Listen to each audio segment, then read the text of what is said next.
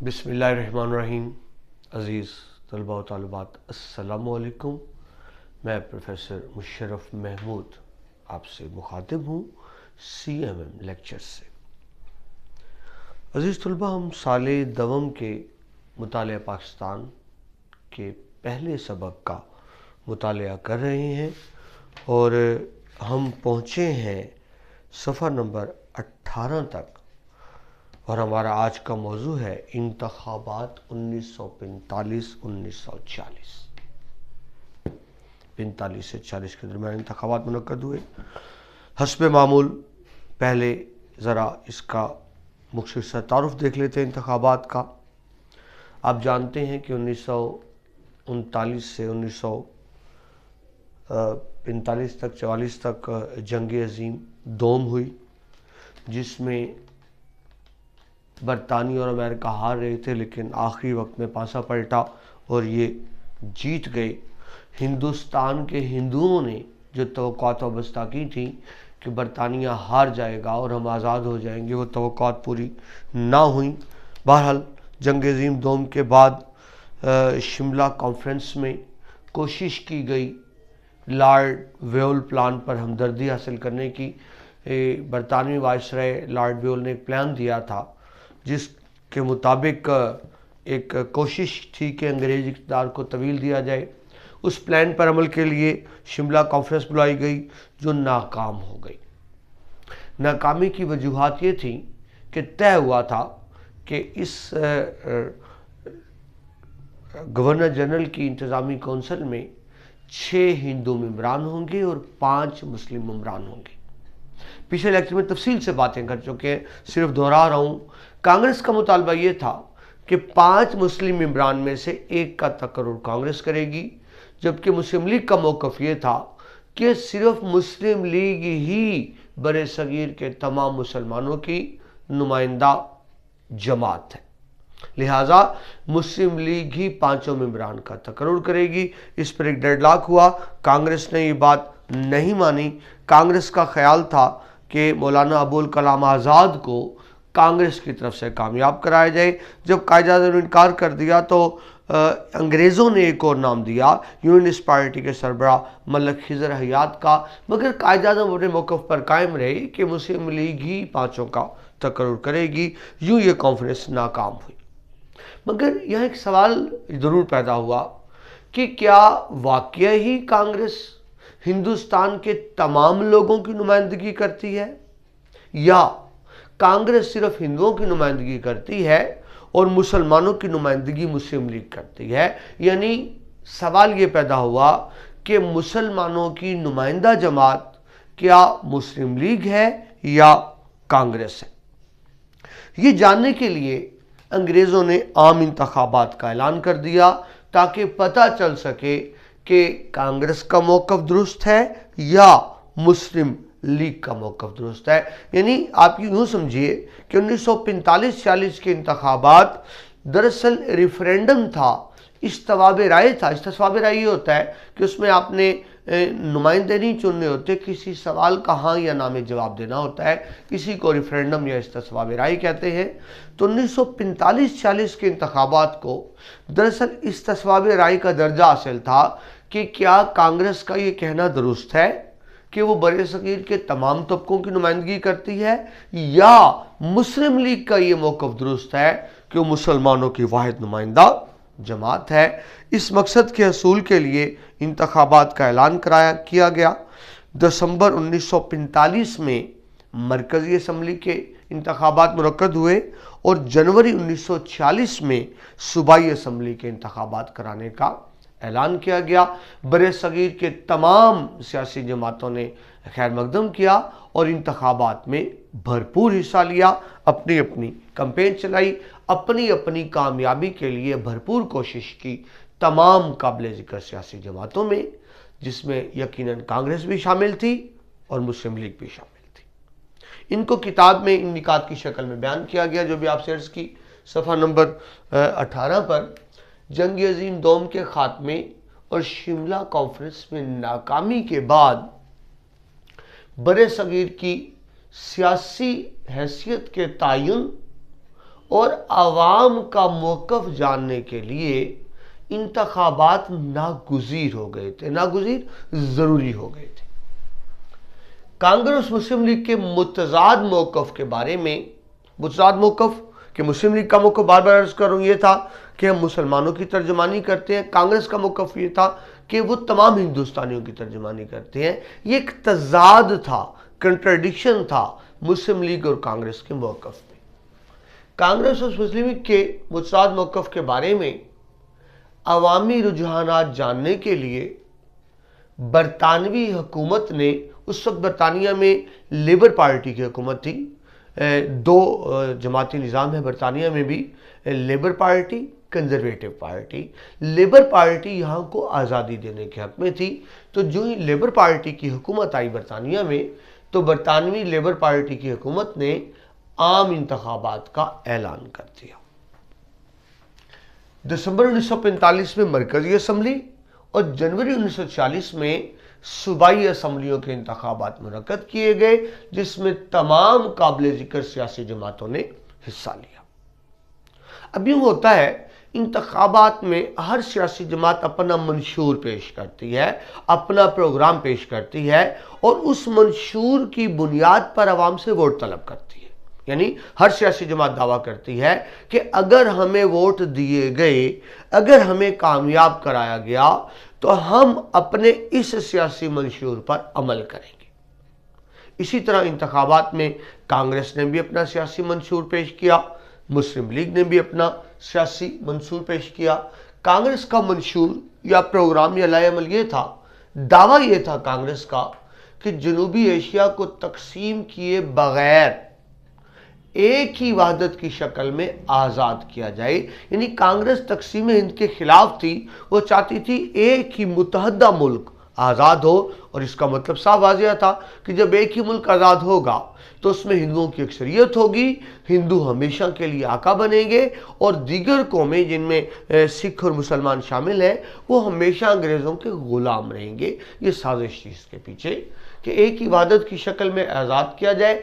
Knees Congress का दावा था कि वो बड़े सगीर के तमाम तबकों की नुमाइंदा जमात है, तमाम तबकों की नुमाइंदगी करती है। ये था कांग्रेस का मंशूर। इसके मुकाबले में मुस्लिम लीग ने ये मंशूर पेश किया, ये प्रोग्राम पेश किया, ये दावा किया कि मुस्लिम लीग बड़े सगीर के तमाम मुसलमानों की वाहिद नुमाइंदा जमात है, और साथ ही मंशूर ये था कि करारदाद पाकिस्तान के मुताबिक मुस्लिम अक्सरियत इलाकों में इस्लामी रियासत का क़याम चाहती है।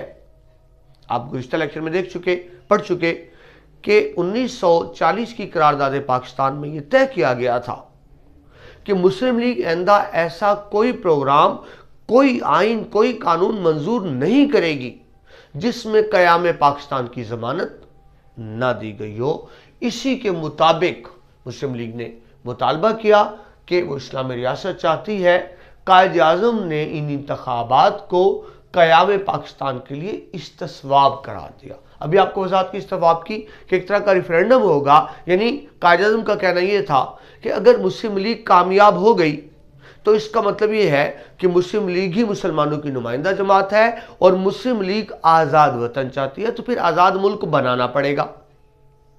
साथ ही कायद ने यह भी वाज़ह किया कि अगर इसमें मुस्लिम लीग नाकाम हो गई इंतखाबात में, तो इसका मतलब ये है कि क़याम पाकिस्तान का मुतालबा मुस्तरद समझा जाएगा और इस शक्ल में आज़ाद इस्लामी मुल्क कायम नहीं होगा।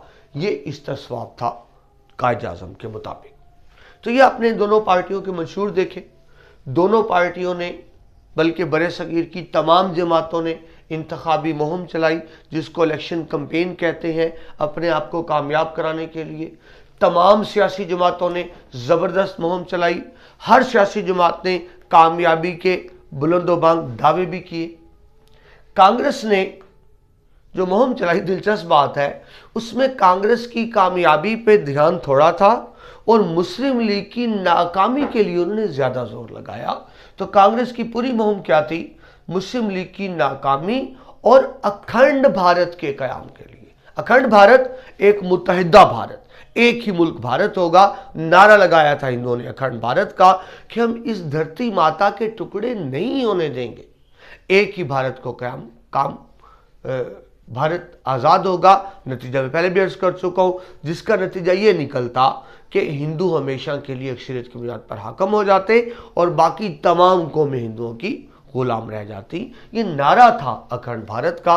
तो कांग्रेस इलेक्शन लड़े मुस्लिम लीग को नाकाम करने के लिए और अखंड भारत के कयाम के लिए। इसके लिए कांग्रेस हिंदुओं ने अपनी ताकत का, दौलत का, हैसियत का और साजिशों का भरपूर इस्तेमाल किया। ताकत किस तरह थी? हिंदू अक्सरियत में थे तो जाहिर है उनके पास ताकत थी। हिंदू दूसरी कौमों के मुकाबले में दौलतमंद भी थे। हिंदुओं की एक मजबूत मुआशी और मुआशरती हैसियत भी थी। तो उस मुआशी और मुआशरती हैसियत को भरपूर इस्तेमाल किया। मुसलमानों को लालच दिया गया, तरगीब दी गई, रियायतें दी गई, डराया गया, धमकाया गया, हर तरीका इस्तेमाल किया गया मुसलमानों का वोट हासिल करने के लिए। कांग्रेस ने एक और काम भी किया कि बहुत सी मुस्लिम जमातें, खास तौर पर मजहबी जमातों के साथ कांग्रेस ने इत्तेहाद कर लिया, ये जाहिर करने के लिए कि कांग्रेस सिर्फ हिंदुओं की नहीं बल्कि पूरे हिंदुस्तान की नुमाइंदा जमात है। तो कांग्रेस ने जिन मुसलमान जमातों से इत्तेहाद किया उनमें, और ये इत्तेहाद दरअसल मुस्लिम लीग के खिलाफ था, कांग्रेस ने मुस्लिम लीग के खिलाफ यूनानिस्ट पार्टी, मजलिस एहरार, जमीयत उलमाए हिंद और दीगर इलाकाई मुस्लिम जमातों से इत्तेहाद की। यूनानिस्ट पार्टी मुसलमानों की पार्टी थी, लेकिन ये दरअसल अंग्रेज़ों की दरपर्दा कायम की थी, ये अंग्रेज़ों की हमायत कर रही थी। मजलिस एहरार मुसलमानों की एक बड़ी तंजीम थी, जमीयत उलमाए हिंद बड़ी तंजीम थी, लेकिन बदनसीबी देखे मुसलमानों की ये तंजीमें मुस्लिम लीग के खिलाफ कांग्रेस की हमायत कर रही थी। बाबाए कौम हजरत कायद आज़म की अजमत तो देखिए कि उन्होंने 3 महाजों पर जंग लड़ी। एक तरफ अंग्रेज हुकूमत के खिलाफ, दूसरी तरफ हिंदू अक्सरियत के खिलाफ और तीसरी तरफ उन मुसलमानों के खिलाफ भी जो दरअसल कांग्रेस की हमायत कर रहे थे। इस मर्द मुजाहिद ने 3 महाजों पर जंग लड़ी और तीनों महाजों पर कामयाबी हासिल की। कायद आज़म के 3 दुश्मन थे, जबकि इसके मुकाबले में कांग्रेस का सिर्फ एक ही दुश्मन, एक ही मुखालिफ था, कायद आज़म और मुस्लिम लीग। कांग्रेस एक कमजोर मुखालिफ के मुकाबले में भी कामयाब ना हो सकी और कायद आज़म 3 अजीम ताकतों के मुकाबले में कामयाबी हासिल करने में कामयाब हुए। कांग्रेस का मुस्लिम जमातों से इत्तेहाद करने का एक ही मकसद था, ये जाहिर करना कि कांग्रेस तमाम हिंदुस्तान की नुमाइंदा जमात है। तो ये तो इंतखाबी मुहिम थी कांग्रेस की। इसके जवाब में मुस्लिम लीग ने भी कांग्रेस के चैलेंज को कबूल किया। बाबाए कौम हजरत कायद आज़म की सेहत खराब थी, लेकिन खराबी सेहत के बावजूद उन्होंने पूरे हिंदुस्तान के सियासी दौरे किए, तूफानी दौरे किए, हर जगह गए, मुस्लिम लीग के पैगाम को पहुंचाया, कांग्रेस की साजिशों को, अय्यारियों को, मकारियों को बेनकाब किया और कायद आज़म ने समझाया लोगों को कि अगर हम मगरबी जमहूरियत के दाम में गिरफ्तार हो गए तो हमेशा हमेशा के लिए हिंदुओं के गुलाम रहेंगे, तंग नज़र मुतासब हिंदुओं के गुलाम रहेंगे। इस तरह कांग्रेस की साजिशों का पर्दाचा किया बाबाए कौम ने। मुस्लिम तुलबा और तालिबात के साथ साथ ख़वातीन भी मैदान सियासत में उतरी और मुस्लिम लीग के मौक़िफ़ को इस तरह से वाज़िया पजीराई हासिल की, लोग समझने लगे बाबाए कौम और मुस्लिम लीग के मौक़िफ़ को, और यूं फिज़ा में पाकिस्तान के नारे गूंजने लगे, पाकिस्तान जिंदाबाद के नारे गूंजने लगे। पाकिस्तान का मतलब क्या, ला इलाहा इल्लल्लाह के नारे गूंजने लगे। लेके रहेंगे पाकिस्तान, बन के रहेगा पाकिस्तान के नारे फिजा में गूंजने लगे। तो इस तरह कांग्रेस और मुस्लिम लीग ने अपनी अपनी इंतखाबी मुहिम चलाई। अब बात आते हैं कि फिर इंतखाबात के क्या नताइज मुरतब हुए। ये इंतखाबात जुदागाना तर्ज इंतखाब की बुनियाद पर थे, जिसको इंग्लिश में सेपरेट इलेक्टोरल बोर्ड कहते हैं। इसका मतलब ये था, जुदागाना तर्ज इंतखाब का मतलब ये था कि मुस्लिम उम्मीदवार सिर्फ मुसलमानों से वोट हासिल करेंगे और हिंदू उम्मीदवार सिर्फ हिंदुओं से वोट हासिल करेंगे। इससे पहले ऐसा नहीं था।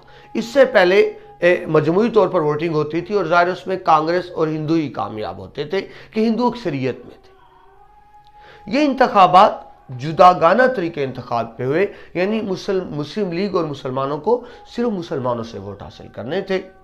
जुदागाना तरीके इंतखाबात की बुनियाद पर मुनक्किदा इंतखाबात में मरकजी कानून साज असम्बली में मुसलमानों के लिए 30 नशिस्तें मखसूस थी, यानी 30 सीटें मुसलमानों के लिए मुकर्रर की गई।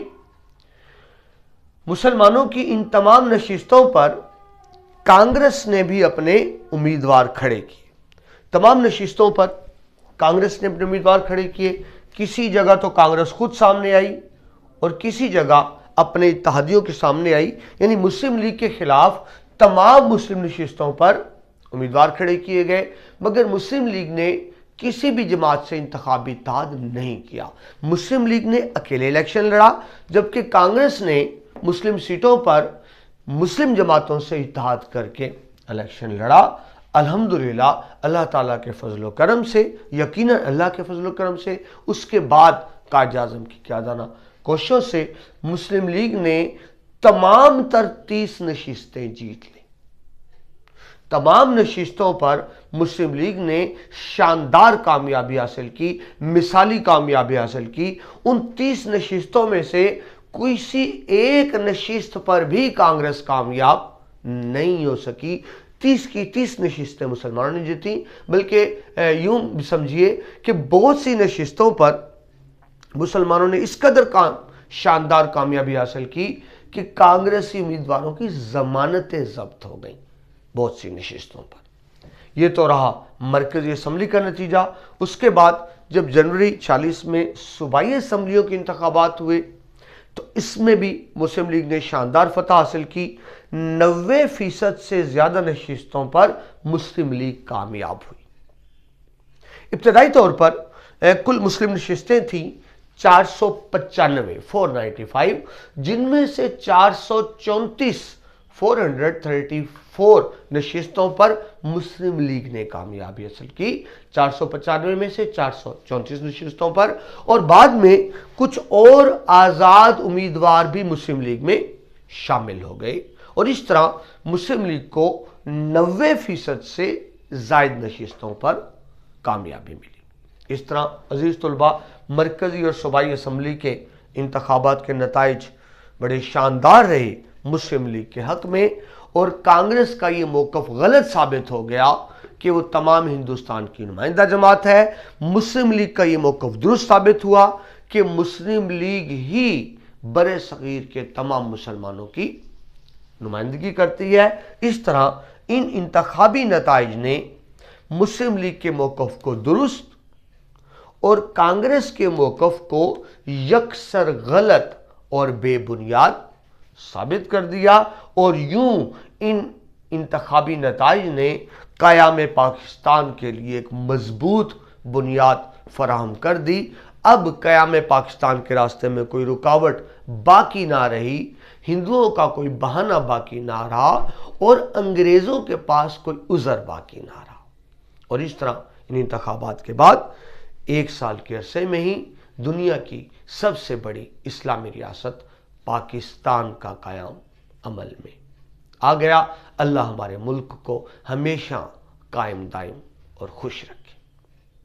अज़ीज़ तुलबा, ये था लेक्चर इंतखाबात 1945-40 के हवाले से। इन इंतखाबात के पस मंज़र पर बात हुई, इंतखाबी वाक़यात की बात हुई, इंतखाबी नताइज की बात हुई, और इंतखाबी नताइज के असरात की बात हुई।